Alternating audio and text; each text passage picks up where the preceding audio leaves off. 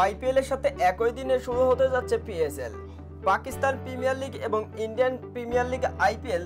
পাকিস্তান এবং ইন্ডিয়ার মধ্যকার সংঘর্ষের জন্য বন্ধ ছিল আইপিএল এবং পিএসএল। তবে দুই দেশের যুদ্ধবিরতির কারণে এখন আবার পুনরায় শুরু হতে যাচ্ছে আইপিএল এবং পিএসএল। আইপিএল কর্তৃপক্ষ ইতিমধ্যে জানিয়ে দিয়েছে আগামী 17 মে অবশ্যই শুরু হতে যাচ্ছে পুনরায় আইপিএল। তবে আইপিএল এর সাথে তাল মিলিয়ে আবারও পুনরায় শুরু করতে যাচ্ছেন পিএসএল এর বাকি ম্যাচগুলো। যদিও পিএসএল এ আর খুব একটা বেশি ম্যাচ নেই, পিএসএল শেষ হতে রয়েছে এখনো 8টি ম্যাচ বাকি। আইপিএল এর সাথে সাথ ধরে অবশ্য আগামী 17 মে শুরু করতে যাচ্ছে পিএসএল এর বাকি ম্যাচগুলো।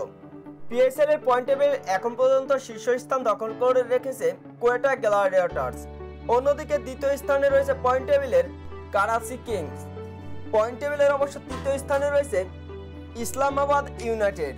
সুপার ফোরের আশা এখন পর্যন্ত অবশ্য বাঁচিয়ে রেখেছে রিশাদ হোসেনের দল লাহোর কালান্দার্স।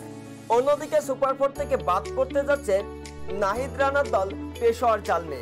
তবে লাহোর কালান্দার্সের থেকে এক ম্যাচ কম খেলেছে পেশোয়ার জালমি। অন্যদিকে পিএসএল থেকে ছিটকে গেছে মুলতান সুলতান।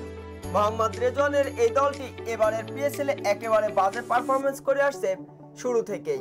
চলতি পিএসএল এর 9 ম্যাচে শুধুমাত্র একটি ম্যাচই জয় করতে পেরেছে মুলতান সুলতান, যার কারণে একেবারে ছিটকে গেছে চলতি পিএসএল থেকে।